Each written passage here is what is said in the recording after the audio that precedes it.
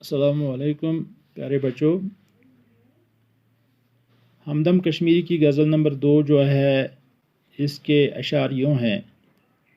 एक भी मौसम मेरे अंदर न था और आँखों में कोई मंज़र न था।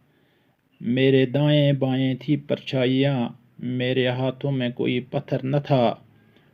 ख्वाब अपने क्या हकीकत हो गए, लम्स कैसा था अगर पैकर न था। छा गया था शहर में शहर पर अफसू कोई, छा गया था शहर पे अफसों कोई। चांद जब निकला कोई छत पर न था। एक सदा गूंजी मकां में देर तक, क्या था ये हमदम कोई दर पर न था। ये हमदम कश्मीरी की दूसरी गज़ल है। इस शेर में शायर फरमाते हैं, एक भी मौसम मेरे अंदर न था, एक भी मौसम मेरे अंदर न था और आँखों में कोई मंज़र न था।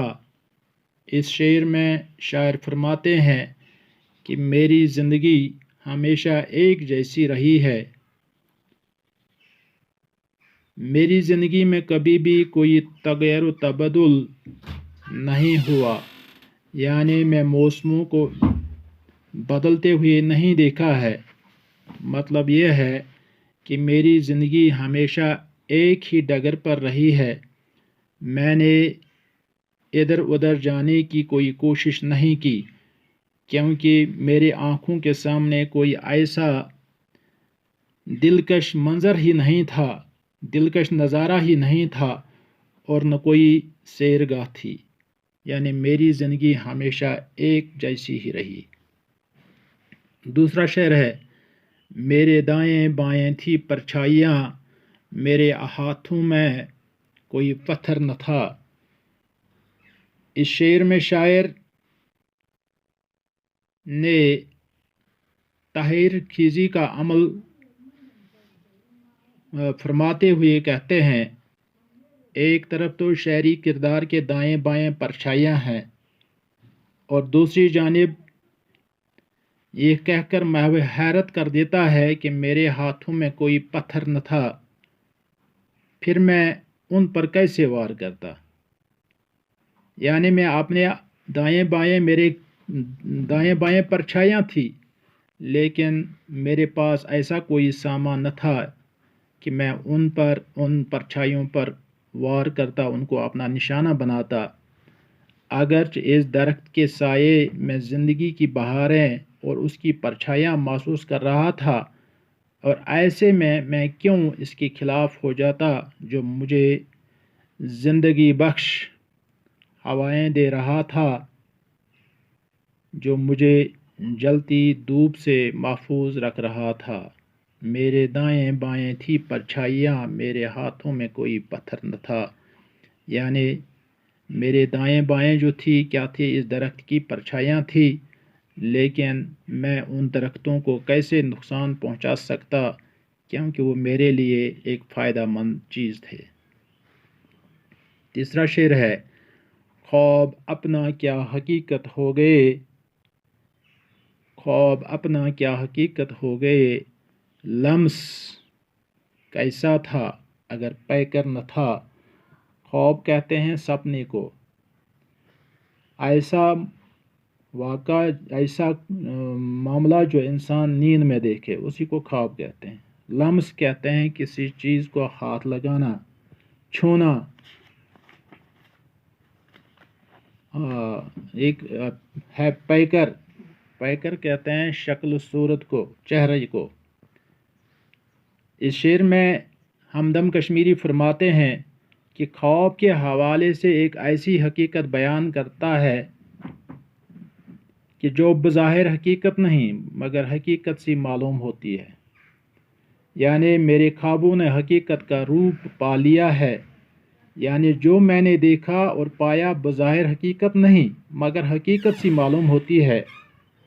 वो ख्वाब में किसी पैकर को छू कर कहते हैं कि वो लम्स कैसा था जिसको मैंने ख्वाब में देखा और छू कर महसूस किया, اس کی مہک ابھی تک میرے پاس ہے، اگرچہ پیکر موجود نہیں تھا، اگرچہ کوئی شکل صورت میرے سامنے موجود نہیں تھی۔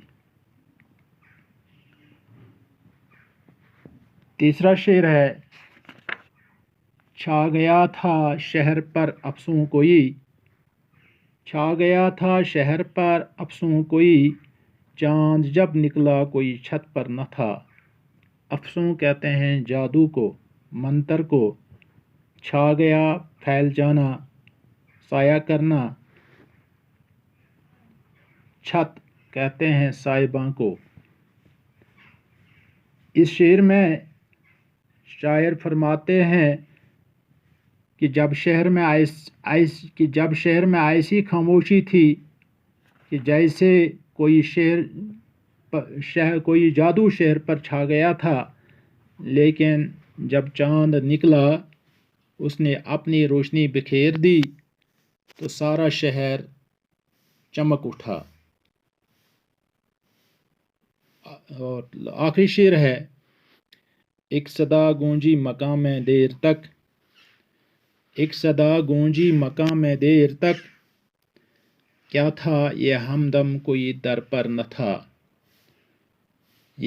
یہ بھی شعر کا مقطع ہے۔ اس شعر میں شاعر فرماتے ہیں، ایک صدا گونجی مقام میں دیر تک، صدا کہتے ہیں آواز کو، آہٹ کو۔ سین سے اگر صدا ہوتا تو ہمیشہ، لیکن یہ صاد سے ہے، صدا کہتے ہیں آواز کو، آہٹ۔